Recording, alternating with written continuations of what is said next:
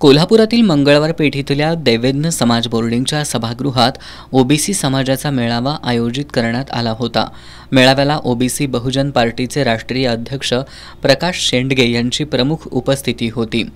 यावेळी बोलताना शेंडगे यांनी विद्यमान सत्ता कोणत्याही परिस्थितीत उलथवून टाकावी लागेल तरच ओबीसी आरक्षण टिकेल असं सांगितलं। वंचित सोबत युती होऊ शकते, मात्र ओबीसींचं आरक्षण हिसकावण्याचं काम करणाऱ्या जरांगे पाटील यांच्याशी युती होऊ शकत नाही असं त्यांनी सांगितलं। यापुढची ओबीसी आरक्षणाची लढाई ही मतपेटीतून लढणार असा निर्धार यावेळी व्यक्त करण्यात आला। आरक्षणाची लढाई जी आहे ती आम्ही आता मतपेटीतून लढणार आहोत, म्हणून ह्या पक्षाची स्थापना केलेली आहे। आणि यापूर्वी ओबीसीचे नेते असतील, कार्यकर्ते असतील, त्यांचा फक्त वापर फक्त सतरंजा उचलणे, खुर्च्या लावणे, त्याचप्रमाणे बॅनर लावणे ह्याच्यापेक्षा दुसरा कुठलाही त्यांना कार्यक्रम दिला जात नसे। तिकीट मात्र मागून खेपा घालून एकाही कार्यकर्त्याला तिकीट मिळत नसते। पण आता आम्ही या ओबीसी आणि भटक्यामुक्तांच्या कार्यकर्त्यांना, नेत्यांना तिकीट द्यायची आम्ही त्या फॅक्टरी काढलेली आहे।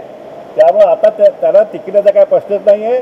आमची नक्कीच वोट बँक स्ट्रॉंग आहे। जरी उमेदवार आमचे तेवढे ताकद नसतील, पण आमची जनता आणि मतपेटी मात्र स्ट्रॉंग आहे, एवढं मात्र नक्कीच। सांगलीमधून आपण कोल्हापूर लोकसभा मतदारसंघात छत्रपती शाहू महाराज यांना पाठिंबा देत असल्याचं शेंडगे यांनी जाहीर केलं।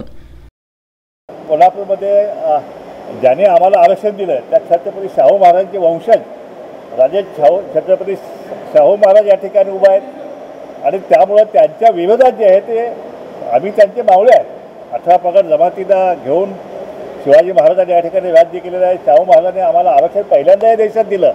आता त्यांचे वंशज या ठिकाणी उभा आहेत, त्यामुळे आमचं कर्तव्य आहे की त्यांना त्या ठिकाणी कुठल्याही निवडून येण्यासाठी जे काय आम्हाला करावं लागेल ते आम्हाला करावं लागेल। आम्ही त्यांना जाहीर पाठिंबा जो आहे या ठिकाणी कोल्हापूरमध्ये येऊन आम्ही त्यांना जाहीर पाठिंबा या ठिकाणी आम्ही व्यक्त करतो। आणि कुठल्याही परिस्थितीत महाराज कुठल्याही पक्षात निवडून लढू द्या, पण त्यांची निवडणूक जी आहे ती आमच्यासाठी सुद्धा एक अस्मितेची लढाई असणार आहे। कारण महाराजांचा पराभव हा आमच्याही जीवावे लागेल, म्हणून कुठल्याही परिस्थितीत ते निवडून यायलाच पाहिजेत। म्हणून आपल्या माध्यमातून तमाम ओबीसी बांधव असेल, भटकेमुक्त असेल, मागासवर्गाला आम्ही आवाहन करतो की शाहू महाराजांच्या पाठीमागे ठामपणे उभा राहावा आणि या ठिकाणी त्यांना कुठल्याही परिस्थितीत निवडून आणलं पाहिजे। यावेळी पक्षाचे राष्ट्रीय उपाध्यक्ष प्राध्यापक टी.पी. मुंडे, ज्ञानेश्वर गोरे, चंद्रकांत बावकर, जे.डी. तांडेल, सयाजी झुंजार, दिगंबर लोहार, हरिभाऊ शेळके, अरविंद डाफळे, मच्छिंद्र भोसले, ॲडव्होकेट मंगेश सासणे, रफिक कुरेशी यांच्यासह ओबीसी बांधव उपस्थित होते।